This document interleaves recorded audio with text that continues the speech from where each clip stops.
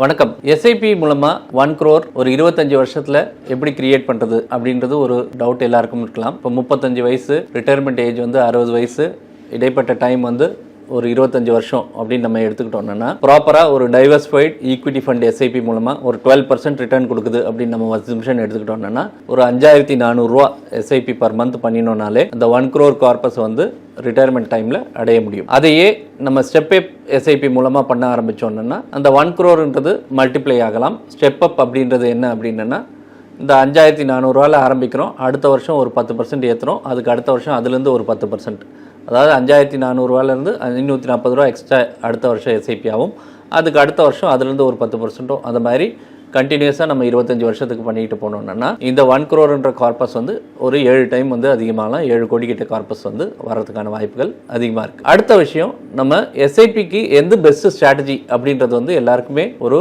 Doubt இருக்கலாம். எஸ்ஐபிக்கு best strategy வந்து நம்ம ரெகுலாரிட்டி இன்வெஸ்டிங். முதல்ல ஒரு நல்ல ஒரு ஃபண்டை சூஸ் பண்ணணும், அந்த ஃபண்டை சூஸ் பண்ணிவிட்டு அதை ரெகுலராக மானிட்டர் பண்ணணும். ஒரு அட்லீஸ்ட் ஒரு ஹாஃப் இயர்லி இன்டர்வல்லையோ இல்லை இயர்லி இன்டர்வல்லையோ அந்த ஃபண்டை பற்றி மானிட்டர் பண்ணிகிட்டு இருக்கணும். ஒருவேளை தேவைப்பட்டதுன்னா அந்த ஃபண்டை வந்து சேஞ்ச் பண்ணலாம். பட் லார்ஜ்லி ஓரளவுக்கு நல்லா பர்ஃபார்ம் பண்ணிட்டு இருக்கிற ஃபண்டு, ரோலிங் ரிட்டர்னில் பெட்டராக பர்ஃபார்ம் பண்ணிட்டு இருக்கிற ஃபண்டு, ப்ராசஸ் நல்லா இருக்கிற ஃபண்டு, இந்த ஃபண்டை வந்து கண்டினியூ பண்ணி அதை வளர விடணும். ஸோ ரெகுலரைஸ்டாக நம்ம கையிலேருந்து பணம் போயிட்டே இருக்கணும்.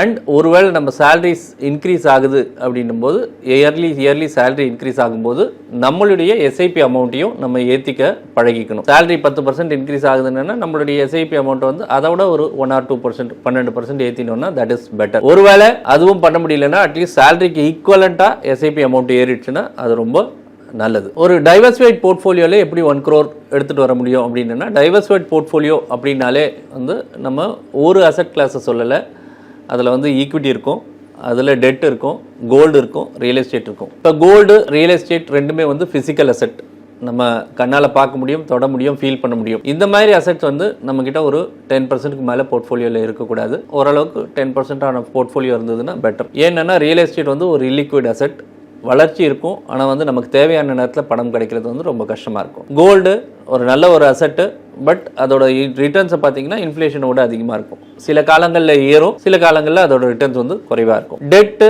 நம்மளுடைய பேங்க் ஃபிக்ஸட் டெபாசிட்டோ போஸ்ட் ஆஃபீஸோ இந்த மாதிரி பார்த்தீங்கன்னா ஒரு ஃபிக்ஸட் ரிட்டர்ன்ஸ் கொடுத்துக்கிட்டே இருக்கும். இன்ட்ரெஸ்ட் ரேட் வந்து ஆர்பிஐ ஏற்றும் போதோ இறக்கும் போதும் அதுக்கேற்ற மாதிரி மாறிக்கிட்டே இருக்கும். பட் ஈக்விட்டி அப்படின்றது வந்து ஒரு கம்பெனியோட ப்ராஃபிட்டில் நம்ம பங்கு பெறலாம். அவங்க ஏர்னிங்ஸ் ஏறும்போது நம்மளுடைய ஷேர் ப்ரைஸோ இல்லை நம்மளுடைய மியூச்சுவல் ஃபண்டோட என்ஏவியோ ஏறும். ஒரு யங்ஸ்டர் 35 வயசில் லார்ஜ்லி ஈக்விட்டி ஃபண்ட்லையும், டுவர்ட்ஸ் 60 வயசு போகும்போது அந்த ஈக்விட்டியை குறைச்சிட்டே போயிட்டு லார்ஜ்லி ஒரு டெட் அண்ட் அதர் இதுலேயும் இருந்தாங்கன்னா அது பெட்டரான ஒரு டைம். இந்த 1 crore ரீச் பண்ணுறதுக்கு மியூச்சுவல் ஃபண்டோட ரோல் என்ன அப்படின்ற ஒரு டவுட் இருக்கலாம். மியூச்சுவல் ஃபண்ட் வந்து ஒரு சிம்பிள் இன்வெஸ்ட்மெண்ட் வெஹிக்கிள். ஒன்று, அது டைவர்சிஃபிகேஷன் கொடுக்குது. ரெண்டாவது, ரொம்ப சிம்பிள் டு இன்வெஸ்ட், கன்வீனியன்ஸ் கொடுக்குது. எவ்வளோ அமௌண்ட் வேணா இன்வெஸ்ட் பண்ணலாம். இன்க்ரீஸ் பண்ணணும்னா இன்வெஸ்ட் பண்ணுறதுக்கு முடியும், அதே மாதிரி குறைக்கணும்னா முடியும், பல அசெட் கிளாஸில் இன்வெஸ்ட் பண்ணணும்னா முடியும், ஒரு எக்ஸ்பர்ட்டோட உதவியை நம்ம வந்து எடுத்துக்க முடியும். இத்தனை ஃபங்க்ஷன்ஸ் இருக்கக்கூடிய ஒரு ப்ராடக்ட் தான் நமக்கு மியூச்சுவல் ஃபண்ட் அப்படின்றது. ஸோ இதையே நம்ம வந்து ரொம்ப சிம்பிளான ஒரு மெக்கானிசமாக ரெகுலர் இன்வெஸ்ட்மெண்ட் பிளான், அதாவது சிஸ்டமேட்டிக் இன்வெஸ்ட்மெண்ட் பிளான் மூலமாக அந்த 1 crore அச்சீவ் பண்ணுறதுக்கு நம்ம வந்து ட்ரை பண்ண முடியும். எப்படி ரிஸ்க்கை மேனேஜ் பண்ணுறது அப்படின்றது ரொம்ப ரொம்ப இம்பார்ட்டன்ட். ரிஸ்க் அப்படின்னாவே நம்ம மைண்டுக்கு வர்றது வந்து மார்க்கெட்டோட ஃப்ளக்சுவேஷன். ஒன்று, மார்க்கெட்டோட ஃப்ளக்சுவேஷன்ஸ் வாலட்டிலிட்டி தானே தவிர அது வந்து பர்மனெண்ட்டாக லாஸ் ஆஃப் கேபிட்டல் கிடையாது. ஸோ மார்க்கெட் வந்து சில நேரங்களில் வந்து டவுன்வர்ட் ட்ரெண்ட் இருக்கலாம், பட் அடுத்த நேரத்தில் வந்து அது மார்க்கெட் வந்து டெஃபினட்டாக வந்து மேலே போக ஆரம்பிக்கும். ஸோ அந்த நேரத்தில் நம்ம வந்து we have to know hold. First வந்து நம்மளுடைய பிஹேவியர் வந்து ரொம்ப ரொம்ப இம்பார்ட்டன்ட். அந்த பிஹேவியருக்கு வந்து நம்ம வந்து சில விஷயங்களை வந்து யூஸ் பண்ணிக்கலாம். ஒன்று, டைவர்சிஃபை பண்ணுங்க. டைவர்சிஃபை பண்ணுறது எப்படி? ஒரு அசெட் கிளாஸில் இன்வெஸ்ட் பண்ணாமல் equity, debt, real estate, gold, இந்த 4 அசெட் கிளாஸ்லையும் நம்மளுடைய கோலுக்கு ஏற்ற மாதிரியும் நம்மளுடைய ரிஸ்க் ஆப்படைட்னு சொல்லுவோம், நம்மளுடைய ரிஸ்க் விருப்பத்துக்கு ஏற்ற மாதிரியும் நம்ம இன்வெஸ்ட் பண்ணுறது வந்து பெட்டர். ரெண்டாவது விஷயம் வந்து அசெட் அலோகேஷன். ப்ராப்பரான அசெட் அலோகேஷன், அதாவது நம்ம யங்ஸ்டராக இருக்கும்போது அதிகமாக ஈக்விட்டிலையும், ரிட்டையர்மெண்ட் பக்கத்தில் போகும்போது அதிகமாக டெட்லையும் வச்சுக்கிறது வந்து ஒரு பெட்டரான அசெட் அலோகேஷன். ஏன்னா யங்ஸ்டராக இருக்கும்போது நம்ம வந்து ஃப்ளக்சுவேஷன்ஸ்க்கு வந்து பெட்டராக ப்ரிப்பேர்டாக இருப்போம். ஒருவேளை நம்ம ரிட்டையர்மெண்ட் பக்கத்தில் வந்துட்டோம் அப்படின்னா நம்மளுடைய கார்பஸ் வந்து ரொம்ப ஃப்ளக்சுவேட் ஆகக்கூடாது. ஏன்னா அந்த இன்வெஸ்ட்மெண்ட்லேருந்து தான் நமக்கு ரிட்டர்ன்ஸ் வரணும், அதாவது மந்த்லி பென்ஷன் வரணும். அதனால் அந்த நேரத்தில் கொஞ்சம் கன்சர்வேட்டிவாக இருக்கிறது வந்து ரொம்ப நல்லது. இன்ஃப்ளேஷன் இது எப்படி வந்து இந்த 1 crore க்ரோவில் அஃபெக்ட் பண்ணும் அப்படின்னு பார்த்தீங்கன்னா, 35 வருஷத்தில் வந்து நீங்கள் வந்து 1 crore அப்படின்னு பார்த்தீங்கன்னா அது வந்து 60வது வயசில் அந்த 6% இன்ஃப்ளேஷன் எடுத்துக்கிட்டோம்னா 60வது வயசில் அது வந்து 31 லட்சத்துக்கு தான் பர்ச்சேசிங் பவரை கொடுக்கும். அதாவது 1 crore அந்த டைமில் இருந்தாலும் இன்னைக்கு 31 லட்சம் என்ன வாங்க முடியுமோ அதுதான் 25 வருஷம் கழிச்சு வாங்க முடியும். ஸோ அந்த 1 crore ஈக்குவலண்ட்டாக அந்த நேரத்தில் என்ன அமௌண்ட் இருக்கணும் அப்படின்னா நம்ம வந்து ஒரு 3.2 crores கோல் வேணும். நான் முதலே சொல்லியிருந்தேன் 5400 எஸ்ஐபி போட்டோன்னா அந்த 1 crore கோலை ரீச் பண்ணலாம். பட் பர்ச்சேசிங் பவரோட சேர்த்து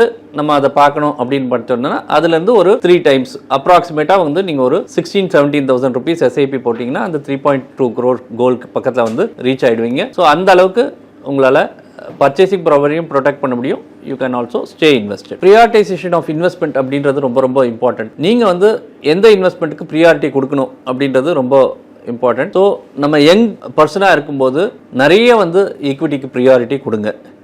ஏன் ஈக்விட்டிக்கு ப்ரியாரிட்டி கொடுக்கணும்? அந்த அசெட் கிளாஸ் தான் லாங் டேர்மில் நமக்கு பெட்டரான ரிட்டர்ன் கொடுக்கக்கூடிய அசெட் கிளாஸ். மற்றது எல்லாமே வந்து உங்களுடைய இன்ஃப்ளேஷனுக்கு ஈக்குவலண்ட் ஆறணும் அதை விட பெட்டராக வரக்கூடிய அசெட் கிளாஸே தவிர இந்த இன்ஃப்ளேஷன்லேருந்து ஒரு 4-5% டிஃப்ரென்ஸ் கொடுக்கக்கூடிய அசெட் கிளாஸ் ஈக்விட்டி ஒன்று தான். அதுக்கு அடுத்தது ரியல் எஸ்டேட்டை சொல்லலாம். பட் ரியல் எஸ்டேட் வந்து ஒரு ஃபிக்ஸட் அசெட் கிளாஸ், அதில் லிக்விடிட்டி கிடையாது.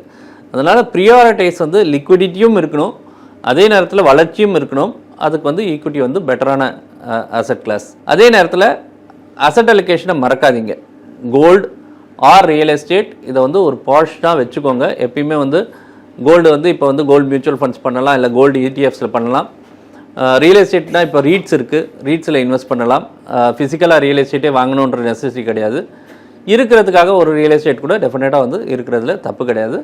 பட் லிக்விடாக பணம் வேணும் அப்படின்னா equity orient mutual funds are better. இயர்லியாக ஸ்டார்ட் பண்ணால் என்ன டிஃபரன்ஸ் இருக்குது அப்படின்ற ஒரு கேள்வி எல்லாருக்குமே இருக்குது. முதல்ல வந்து 35 வயசுல நீங்கள் வந்து 1 crore ஸ்டார்ட் பண்ணுறதும் அதுக்கு கழிச்சு நீங்கள் வந்து 45 வயசில் ஸ்டார்ட் பண்ணுறதுக்கும் வந்து டிஃப்ரென்ஸ் வந்து நிறையவே இருக்குது. நீங்கள் 35 வயசில் ஸ்டார்ட் பண்ணிங்கன்னா 5400 ரூபா எஸ்ஐபி போடுவீங்க. அதே நீங்கள் வந்து ஒரு 10 வருஷம் விட்டுட்டு நீங்கள் 45 வயசில் ஸ்டார்ட் பண்ணிங்கன்னா அந்த 1 crore கார்பஸை ரீச் பண்ணுறதுக்கு நீங்கள் வந்து 17,000 ரூபா எஸ்ஐபி போட வேண்டியிருக்கும். இது வந்து ரொம்ப ரொம்ப காஸ்ட்லி. நீங்கள் தாராளமாக முதலேருந்தே ஆரம்பிச்சிங்கன்னா அந்த கார்பஸ் வந்து உங்களுக்கு வளர்ச்சியை கொடுக்குமே தவிர கொஞ்சம் லேட்டாக விட்டுட்டு ஆரம்பிச்சிங்கன்னா அந்த கார்பஸில் உங்களை வளர்ச்சி வந்து குறையிறதுக்கு சான்ஸ் இருக்குது. எப்படி அட்ஜஸ்ட் பண்ணணும், மியூச்சுவல் ஃபண்டை எப்படி மானிட்டர் பண்ணணும் அப்படின்ற கேள்விக்கு நீங்கள் விடையை பார்த்தீங்கன்னா அட்ஜஸ்ட் பண்ண வேண்டியது ஒரு வேளை ஃபண்டு நம்ம சூஸ் பண்ண ஃபண்டு வந்து ரொம்ப ஃப்ளக்சுவேட்டிங்காக இருக்குது, பெர்ஃபார்மன்ஸ் வந்து ரொம்ப அண்டர் பெர்ஃபார்மன்ஸ் கன்சிஸ்டண்ட்டாக இருக்குது அப்படின்னும் போது நீங்கள் அட்ஜஸ்ட் பண்ணணும். அதை எப்படி மானிட்டர் பண்ணணும்? அட்லீஸ்ட் ஒரு 6 மாதத்துக்கு ஒரு தடவை நீங்கள் ரெகுலராக மானிட்டர் பண்ணிக்கோங்க.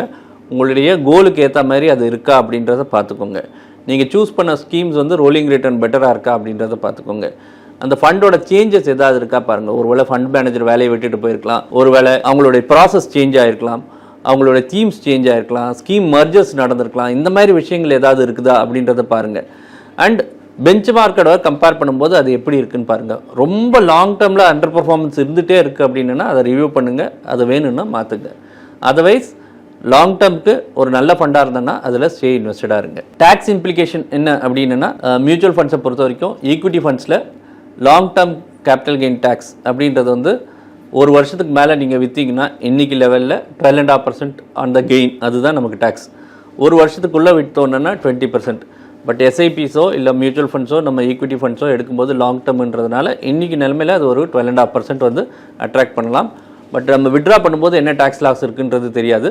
அந்த நேரத்தில் இருக்கக்கூடிய டேக்ஸ் லாஸ் பிரகாரம் நம்ம ரேட்டை பே பண்ண வேண்டியிருக்கும். என்ன இன்வெஸ்ட்மெண்ட் ஸ்ட்ராட்டஜி சூஸ் பண்ணலாம் அப்படின்னா சிம்பிளான இன்வெஸ்ட்மெண்ட் ஸ்ட்ராட்டஜி, எக்ஸிக்யூஷனபிள் இன்வெஸ்ட்மெண்ட் ஸ்ட்ராட்டஜியை சூஸ் பண்ணுங்கள். ரெகுலராக இன்கம்லேருந்து ஒரு போர்ஷனை எப்பயுமே எடுத்து வைக்கிறதுக்கான டிசிப்ளினை சூஸ் பண்ணுங்கள். அட்லீஸ்ட் 1/3 ஆஃப் மந்த்லி இன்கம் எஸ்ஐபியாக சூஸ் பண்ணிங்கன்னா அது பெட்டர். ரெண்டாவது, அந்த இன்வெஸ்ட்மெண்ட் வந்து லாங் டேர்ம் ஸ்ட்ராட்டஜியாக வச்சுக்கோங்க.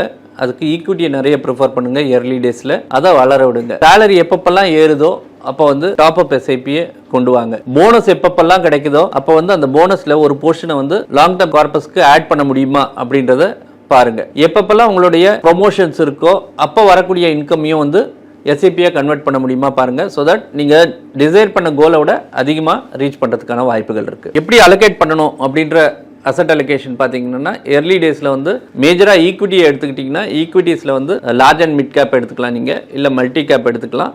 கொஞ்சம் அக்ரெசிவாக வேகணும்னா ஸ்மால் கேப்பை எடுத்துக்கலாம். ஸ்மால் கேப்ன்றது ஒரு லாங் டேர்ம் திங். ஒரு 25 வருஷம் இருக்கும்போது ஸ்மால் கேப் ஒரு போர்ஷனாக இருக்கிறதுல தப்பு கிடையாது.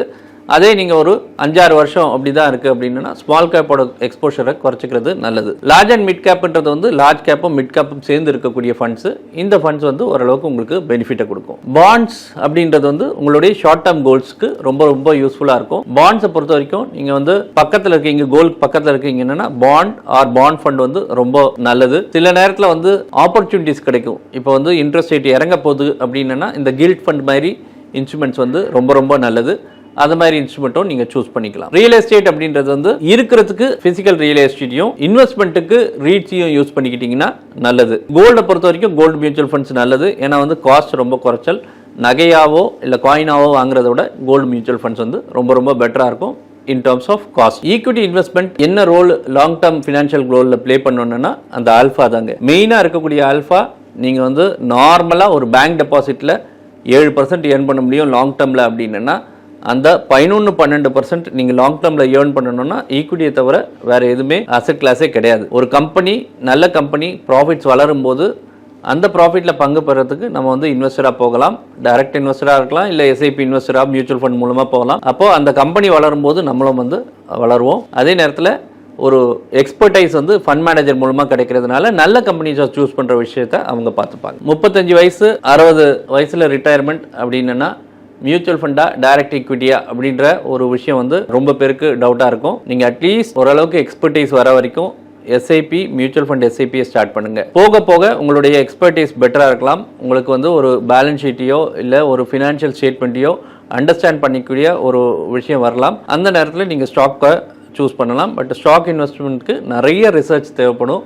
உங்களுக்கு அதோட கேப்பபிலிட்டி வந்தது அப்படின்னு நினச்சிங்கன்னா தாராளமாக ஸ்டாக் இன்வெஸ்ட்மெண்ட்ஸ் வாங்கி வச்சுக்கோங்க. அதர்வைஸ் ஒரு பிளெயின் எஸ்ஐபியே உங்களுக்கு நல்ல வெல்த்தை கொடுக்கும். எல்லாரும் வெல்தியாக இருப்போம். எஸ்ஐபியை ஃபாலோ பண்ணுவோம். நல்ல ஸ்ட்ராட்டஜிஸை ஃபாலோ பண்ணுவோம். தேங்க்யூ. வணக்கம்.